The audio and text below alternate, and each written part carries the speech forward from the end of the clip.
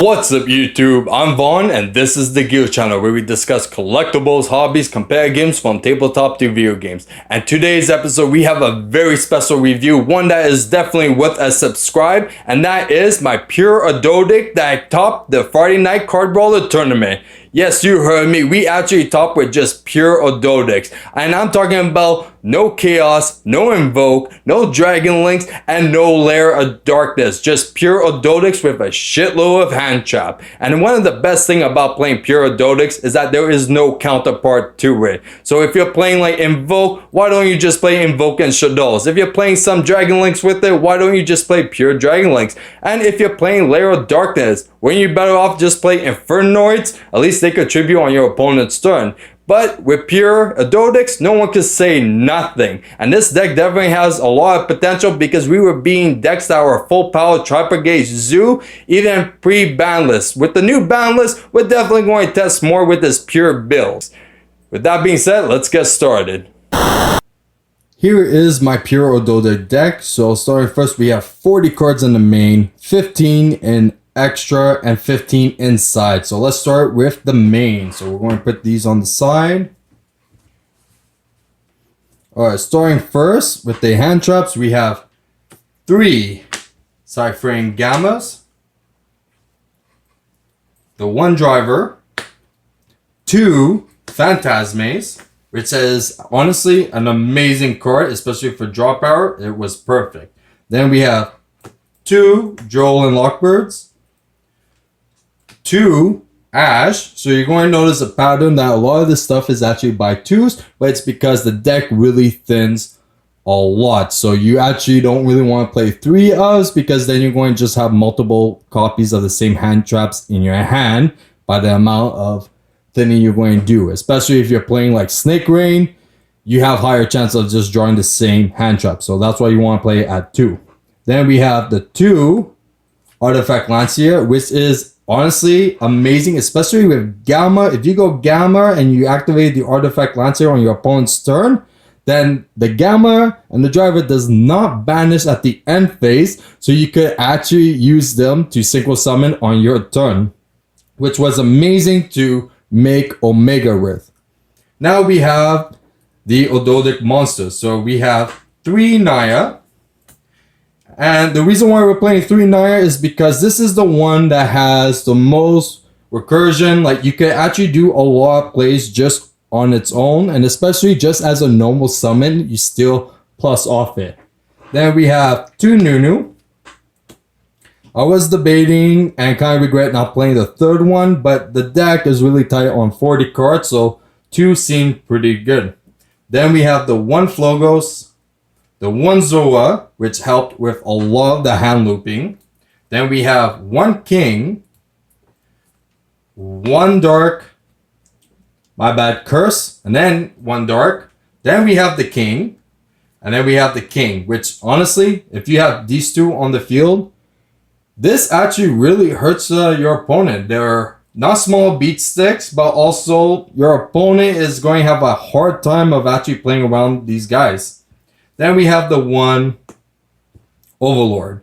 Next with the spells, we have the 3 Snake Rain, the 3 Pot of Extravagance, because we don't really care too much about the extra deck, and there's only a specific amount of cards that we're going to play 3 of in the extra deck. The rest, it's up to you how you want to change.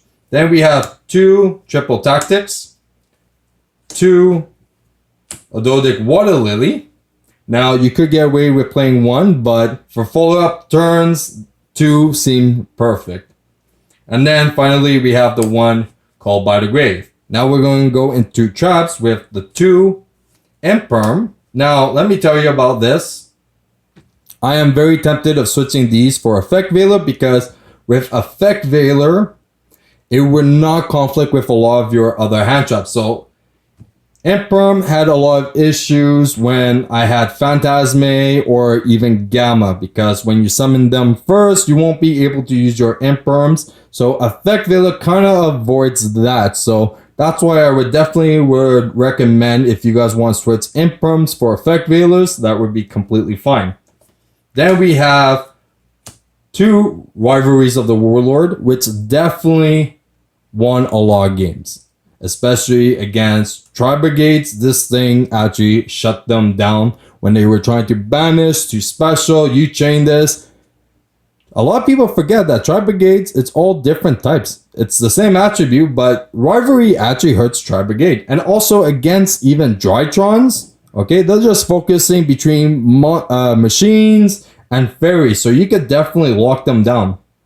And finally, for the last card, we have Skill Drain, because everything's really grave reliant, so you could definitely get away with playing Skill Drain, and you can still do a lot of combos even while Skill Drain is face up on the field. So that's it for the main deck. Let's go into the extra deck, and you're going to see why some of these are at 3. So starting with the ones that are at 3 is actually the 3 King of the Fair Winds. Because when you're playing Extravagant, definitely you want to have at least one still remain in your extra deck. But another monster that you definitely still want remain in your extra deck is AA Zeus. So playing 3, because either overlaying your own monsters or even using tactics to overlay your opponent's monsters, you still want AA Zeus to remain in your extra deck. And the best way to do it, especially if you're playing with Extravagant, is to just play 3 of them. Then we have the 1 Abyss Dweller, the 1 Babushka, which honestly, this guy was never seen played, so definitely worth taking out. Then we have the Sky Prison, that definitely saw a lot of play. We have the Titan Galaxy. And now for the Lake Monsters, we have Nightmare Phoenix, Nightmare Unicorn, which never came up. But one card that did come up was actually Lambda. Many times, and especially if you have the Omega out, and especially with the Gamma, and you banish Omega to hand loop your opponent for 1, you get to search Gamma from your deck to your hand. So it's definitely a really good card. And speaking about side frames, we have the 1 Omega. Definitely is a card that is necessary, especially if you're playing with Gammas. This is amazing. And then finally, we have the Chaos Ruler, which in reality, I only played it once, but it's shown not to be too necessary to actually play with. And that's it for the extra deck. Next, we have the side, and starting first, we have the 1 Harpy's Feather Duster with the spells. Then we have the 2 Lightning Storms.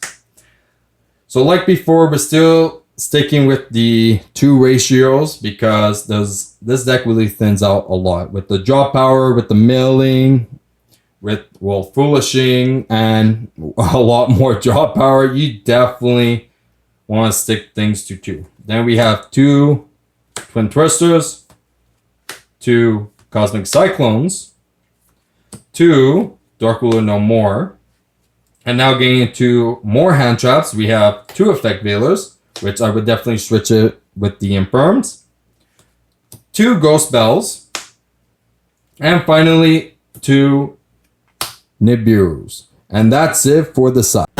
And that's it for a pure Ogdoadic deck profile. Now, if you guys enjoyed today's episode, you know what to do. Like and subscribe. And if you want a sneak peek of future products we're planning to review on this channel, you can follow me on my Instagram, VaughnGear. I'm Vaughn, and this was the Gear Channel.